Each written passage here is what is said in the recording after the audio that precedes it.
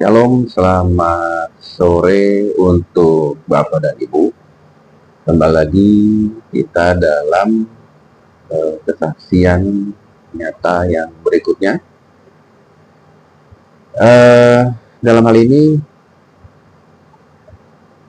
saya memang masih banyak mendapat tawaran untuk podcast horor maupun podcast lainnya, yang mana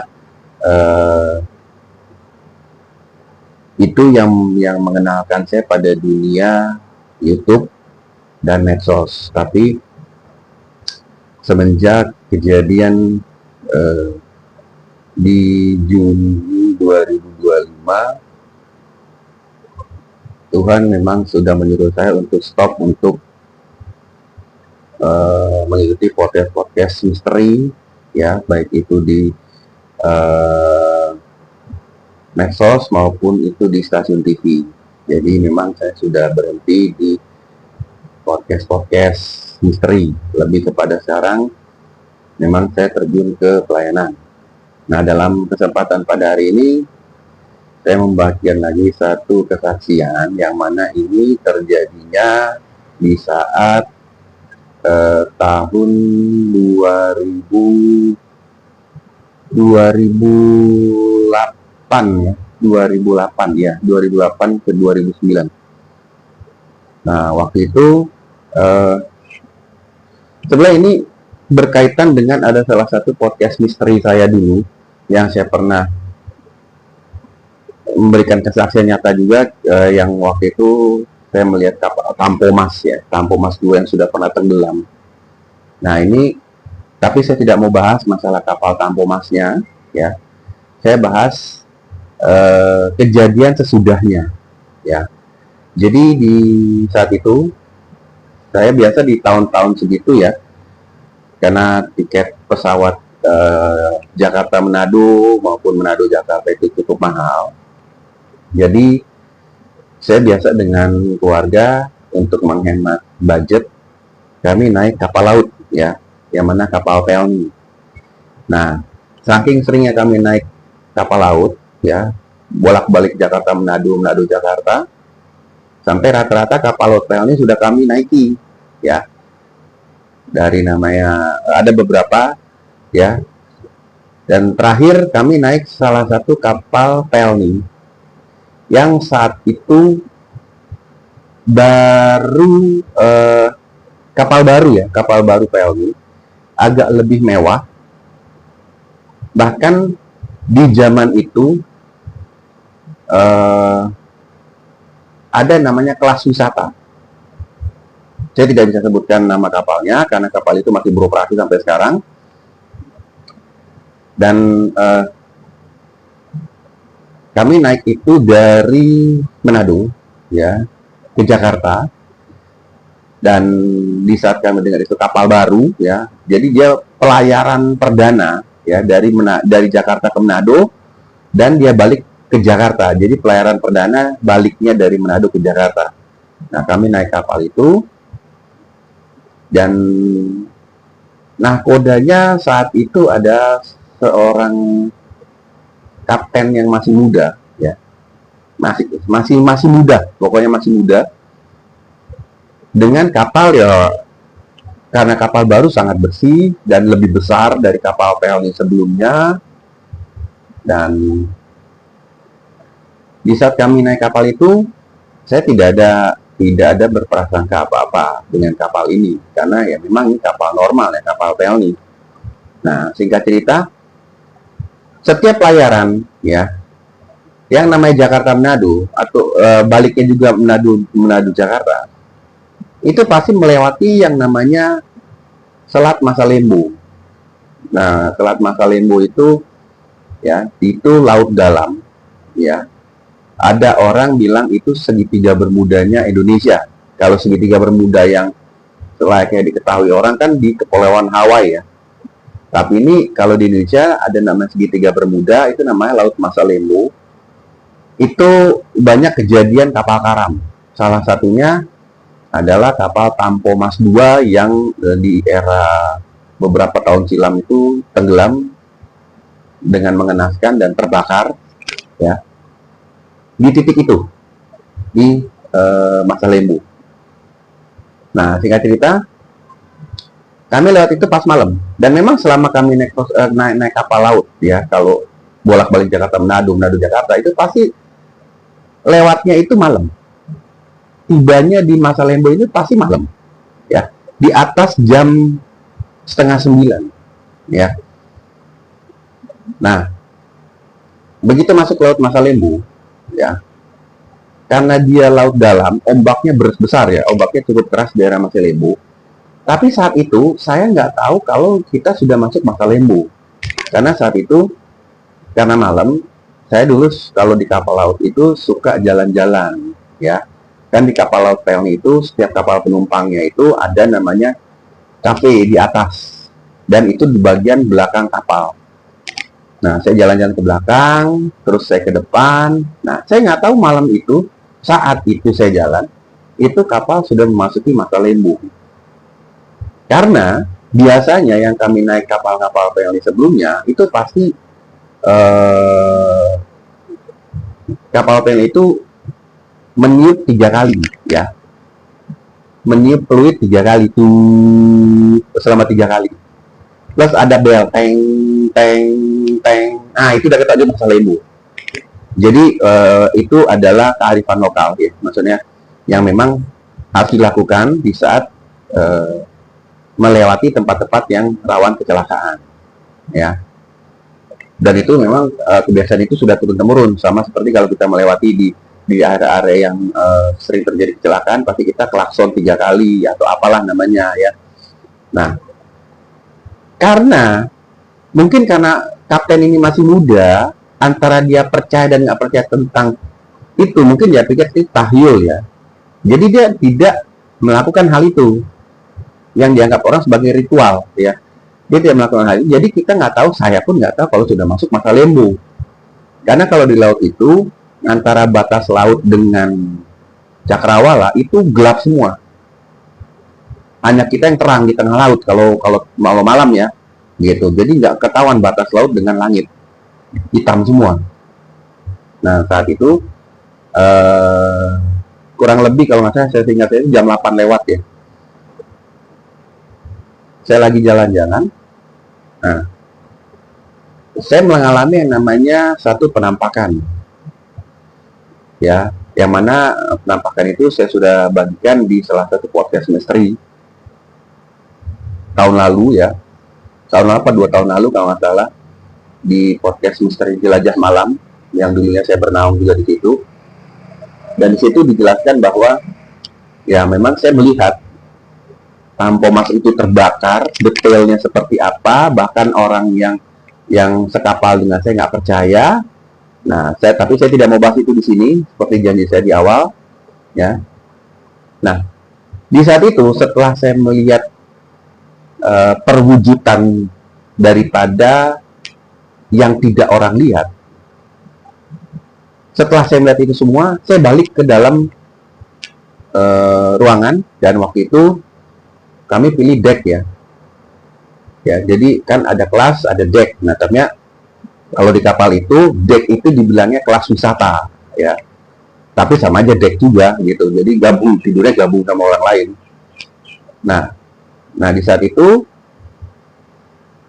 tiba-tiba tapi saya nggak mau cerita apa yang saya lihat itu, saya nggak mau cerita karena saya pikir orang juga nggak akan percaya, gitu. Apalagi yang cerita seorang yang masih muda, gitu. Waktu itu saya masih sangat muda, orang pikir ini orang halu, jadi saya nggak mau cerita. Nggak lama saya masuk itu, tiba-tiba kapal berasa goyang, benar-benar goyang.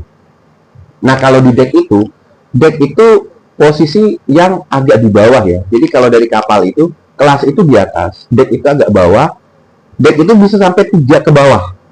Ya, deck 1, 2, 3 itu sampai ke bawah. Kalau yang paling bawah itu, kalau itu pusing sekali, kalau goyang itu memang pusing, ya. Nah, kami itu di tengah-tengah, jadi berasa sekali kalau kapal itu goyang, ya. Sampai bahkan beberapa kali ya dinding-dinding kapal itu berbunyi krek krek krek. Itu ya cukup mengerikan gitu, yang kita tahu kan patah atau apa ya. Nah, di saat itu seisi kabin ya, maksudnya seisi ruangan kita itu ya pusing karena apa namanya, goyang ya. Nah, saya penasaran, saya keluar lagi. Jadi saya udah lupain yang saya lihat tadi ya. Ternyata pas saya keluar itu di pinggir kapal itu kan ada pegangan ya, pegangan pinggir itu. Ternyata kapal itu berhenti. Nah, kapal itu berhenti. Nah, saya teringat tadi siang ya, bukan siang-siang kali ya. Sebelum kejadian itu masih sekitar jam-jam setengah tiga jam tiga, kami berpapasan dengan sebuah kapal barang ya. Jadi kapal yang kami tumpang itu siangnya beberapa jam sebelumnya itu berpapasan dengan kapal barang, dan kapal barang dengan kecepatan tinggi memang melewati kami, jadi bersampingan begitu. Nah,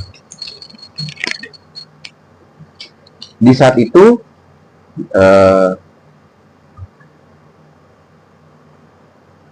pas saat itu saya lihat ini kapal kita berhenti, dan dari jauh saya lihat seperti ada kapal ya yang terhuyung-huyung.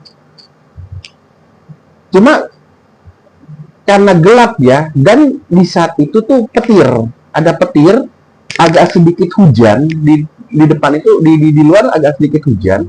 Pokoknya kondisinya itu berbeda dengan yang setengah jam yang lalu lah. Saya melihat penampakan Tampo Mas tenggelam ya.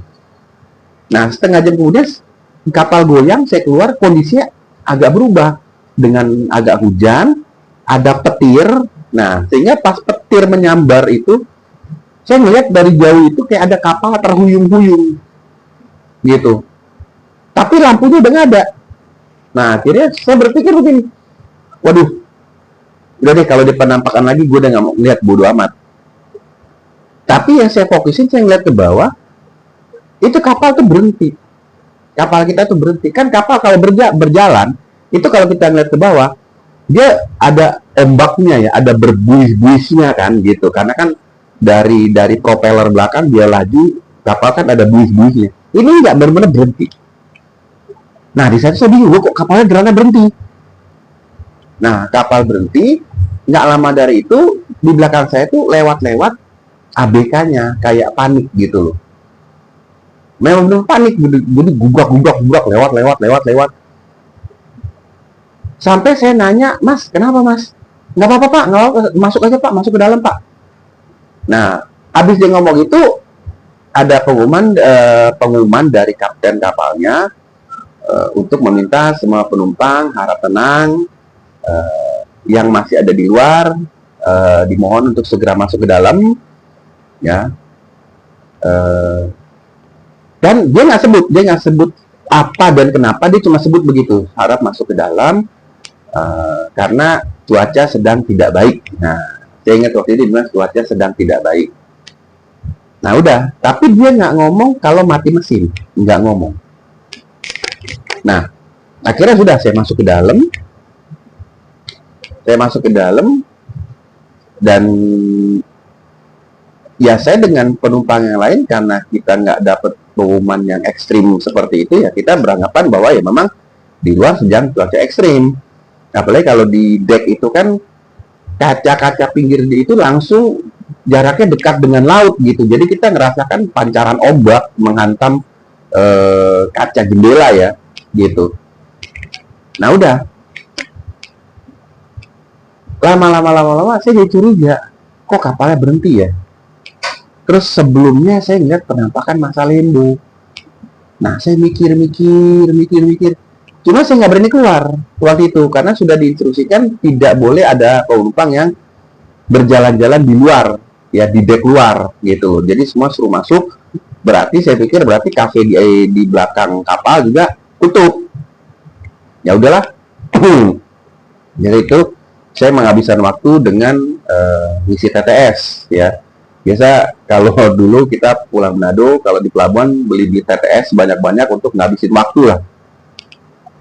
Nah, kurang lebih 1 jam, ada 1 jaman ya, lebih sedikit.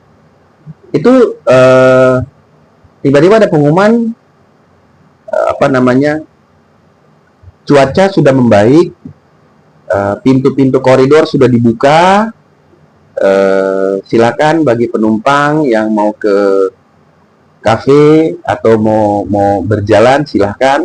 Jadi sudah dibuka semua. Nah, di saat itu saya berpikir kesempatan gue keluar, pengen lihat ada apa sih.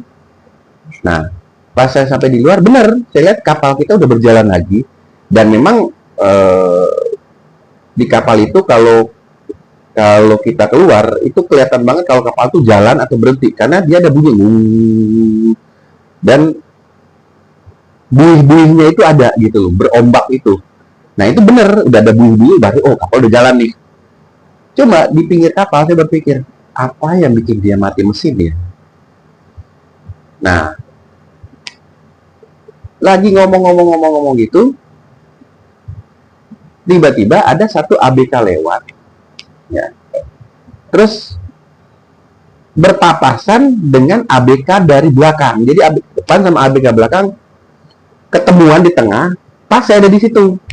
Nah, yang ABK dari depan ngomong, berarti dia dari arah Buritan, mungkin dari arah ruang kontrol ya. Dia ngomong gini ke yang ABK yang dari belakang. Dia bilang gini, biasa Cap nggak ngerti, di sini harusnya peluit 3 kali kagak dibunyiin, mati deh mesin. Nah, di saat itu saya dengar, waduh, langsung saya tergambar masa Lembo dong yang tadi. Dan saat itu saya cuma berpikiran bahwa ya iya benar seperti yang si ABK ini bilang, si Cap ini karena masih muda nggak ngerti. Nah udah, nggak lama dari itu tiba-tiba kapal fluid,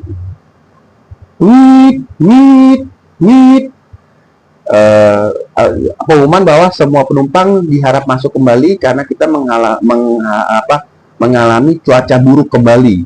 Ya udah, akhirnya saya masuk ke dalam untuk kedua kalinya, dan itu memang kita merasakan hempasan yang memang benar-benar terhempas ya, maksudnya goyang sekali kapal itu. Dan itu yang tadi sebelumnya karena kapalnya berhenti ya, kalau ini kan beda dengan kapal ini jalan, dan itu alarm bunyi terus. Bahkan sempat ada informasi bahwa pelampung ada di bawah meja, bukan di bawah meja, di bawah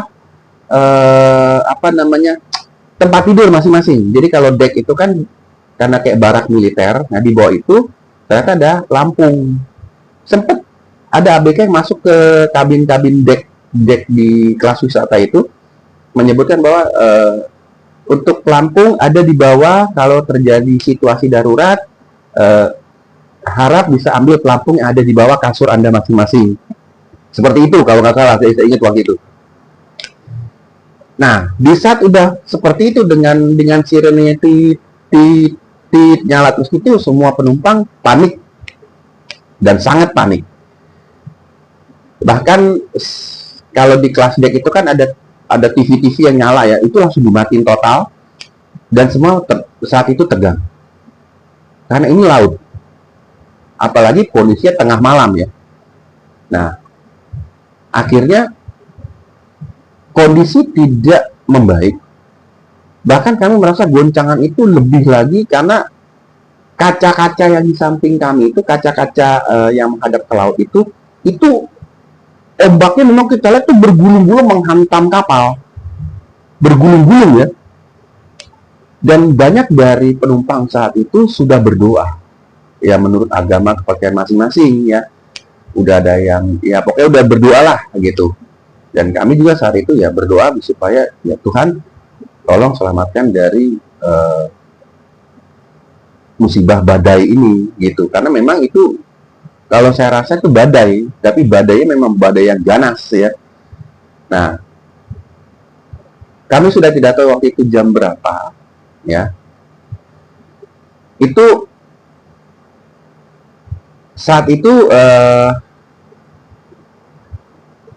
sempat terjadi yang namanya ada pengumuman bahwa persiapkan pelampung untuk dikenakan. Nah, berarti kita berpikir ini udah lebih ganas nih, udah lebih gawat.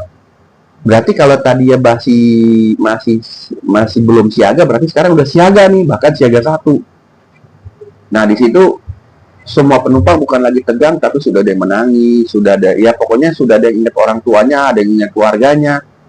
Dan kami saat itu yang kami lakukan adalah berdoa. Kami berdoa, ya, kami sekeluarga berdoa, dan ya berdoa dan berserah sebetulnya saat itu, karena ini kondisi tengah laut. Meskipun oke lah, sebuah kapal laut itu punya sekoci ya, tapi yang namanya air, ya, kalau sampai terjadi kebocoran atau apalah namanya, air itu lebih cepat daripada api, gitu. Apalagi dengan kondisi banyak penumpang, terhimpit-himpit pula, dan kita posisi deck paling bawah. Kalau terjadi kebocoran atau amit-amit dia tenggelam, kami yang paling dulu kena, karena kami paling bawah. Kalau kelas 1, kelas 2 kan di atas. Nah, itu yang kami berpikir itu saat itu seperti itu. Nah, akhirnya sudah kami berdoa, dan kami istilahnya kami berdoa dan berserah.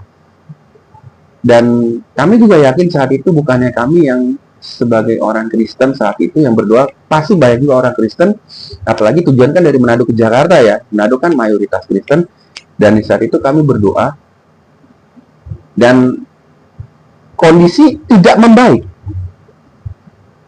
Alarm terus berbunyi, bahkan sudah dihimbau untuk mengenakan saat itu sudah mulai dihimbau untuk mengenakan pelampung untuk berjaga-jaga, ya. Dan kami berdoa, terus kami berdoa, Tuhan tolong selamatkan kami dari maut, malapetaka, mara bahaya, ya.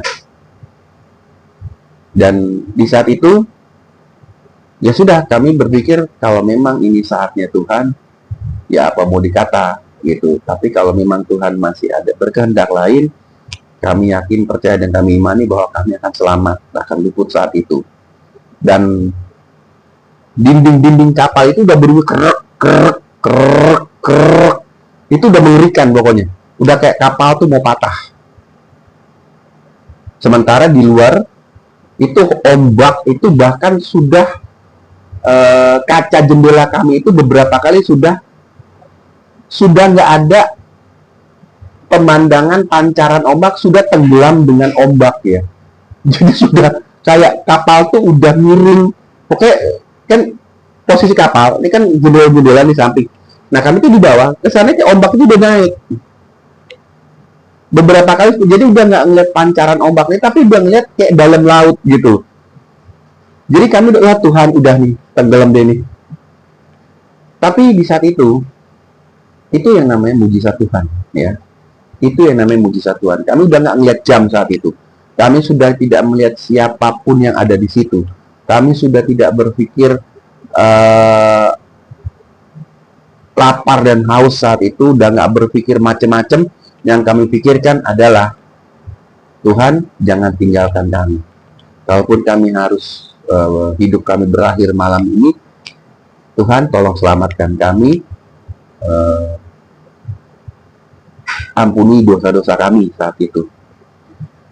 Nah udah, itu sepanjang malam seperti itu. Dan nggak terasa itu kira-kira jam 6 pagi, ya, karena sudah ada cahaya matahari ya. Jadi satu malam kapal itu digoyang. Nah, pas jam 6 pagi itu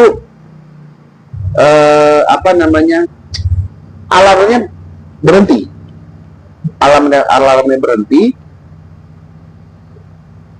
dan biasa kan kalau di deck itu jam 7 pagi udah mulai dibagiin ompreng ya, ompreng untuk makan pagi ya, ompreng untuk makan pagi.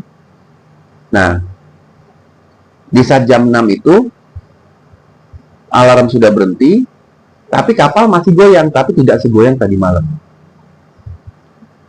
Nah, kami semua satu kabin, satu deck itu ya, dan kami rasa juga deck-deck yang lain juga banyak kami yang bersyukur bahwa Tuhan, terima kasih sudah kami melewati gelombang laut yang begitu dahsyat tadi malam. Terima kasih telah menyelamatkan kami, meskipun masih rada goyang. Ya, bahkan tadi malam yang parah-parah itu banyak orang muntah-muntah, karena memang goyang sekali kapal itu. Nah, singkat cerita, pas di jam 7 pagi, kami ngantri makan, itu sampai banyak yang nggak bisa makan karena sakit. Karena pusing ya, pusing. Nah, pas lagi ngantri makan, tiba-tiba ada ABK lewat. Ada yang nanya, Mas, semalam kenapa sih?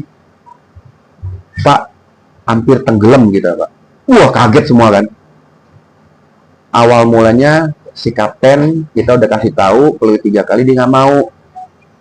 Akhirnya dengan terpaksa kami tiupin peluit 3 kali baru kapal bisa hidup lagi. Tadi mati mesin.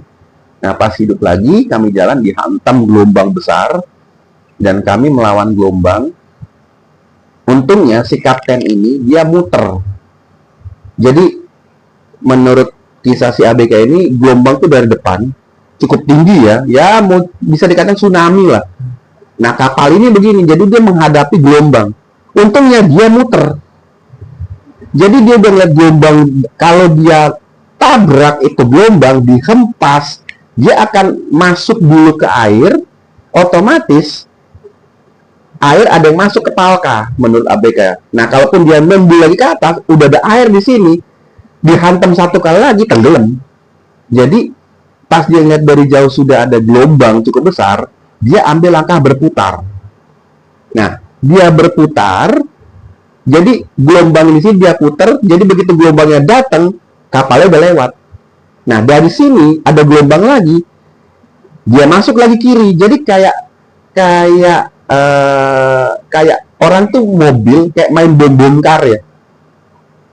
Nah, itu memang mungkin kepiawaiannya daripada si kapten muda ini ya. Ya, puji Tuhan, Tuhan kasih kapten ini satu keahlian dalam menahkodai kapal saat itu. Jadi dia menghindar gelombang itu semua.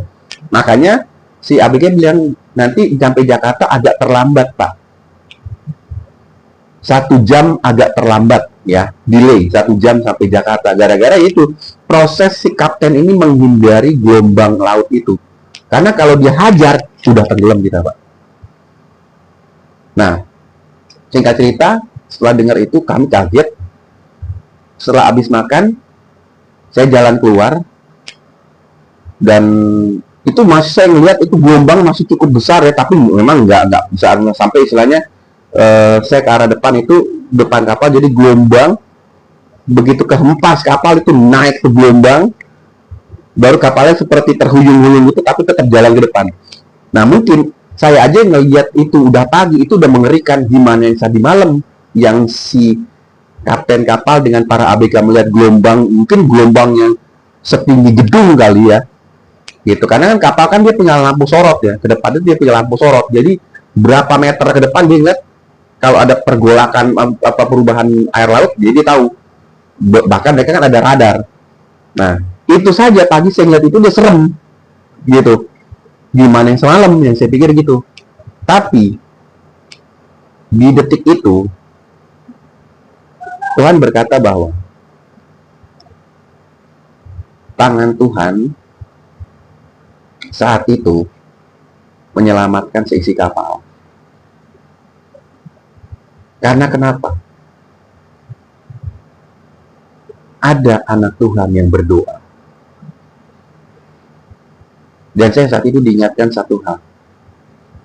Yang mana? 1-2 orang berkumpul demi namaku,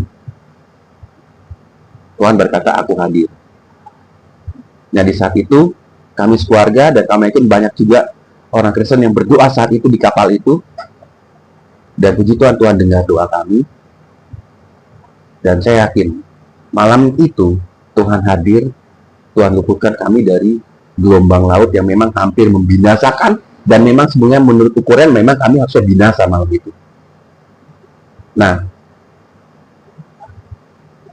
setelah itu saya balik ke kamar. Bapak Ibu tahu apa yang saya lihat dari kejauhan? Kami melewati kapal barang yang kemarin siang kami lewati itu sementara tenggelam. Tenggelam. Tinggal ujung pantatnya doang. Lagi sementara tenggelam. Itu pemandangan yang terlalu mengerikan di sekitar jam setengah 10 pagi itu. Semua orang melihat.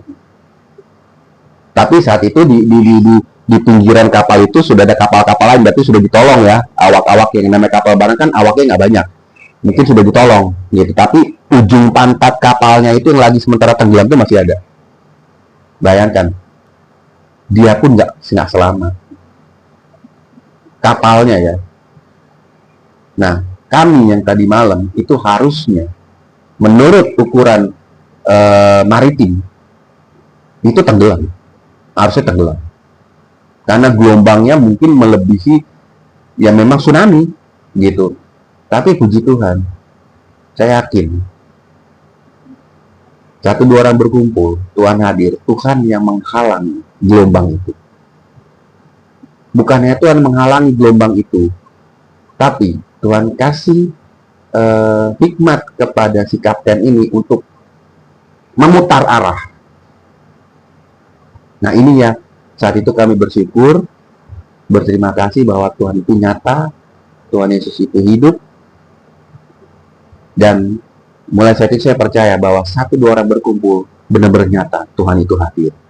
Jadi kita tidak perlu banyak-banyak orang, bahkan Tuhan berkata 1-2 orang saja berkumpul, berseru demi nama, aku hadir. Nah itu buktinya nyata bahwa sebuah malapetaka yang sudah di depan mata, ya, bahkan bisa menghabiskan seisi kapal. Ya bukan hanya kami saja, tapi orang lain juga, banyak orang. Tuhan selamatkan, Tuhan luputkan. Nah itulah kesaksian nyata dari saya. Saya tidak bisa sebutkan nama kapalnya, karena saya tahu kapal itu masih beroperasi sampai sekarang. Tapi dalam kesaksian ini, nama Tuhan yang dipermuliakan, karena kalau bukan Tuhan, kalau bukan bantuan, pertolongan Tuhan Yesus, kami sudah binasa. Jadi Bapak dan Ibu, apapun yang Anda alami pada hari-hari ini, teruslah berdoa, fokus, pakai iman, karena di situ Tuhan akan melakukan apa yang tidak pernah kita bayangkan. Bahkan ada ayatnya berkata bahwa aku akan menjaga keluar dan masuk. Puji nama Tuhan. Sekian kesaksian nyata dari saya, Roland. Sampai kita bertemu di kesaksian yang berikut. Tolong di like, subscribe, dan di share sebanyak-banyaknya. Shalom dan selamat sore.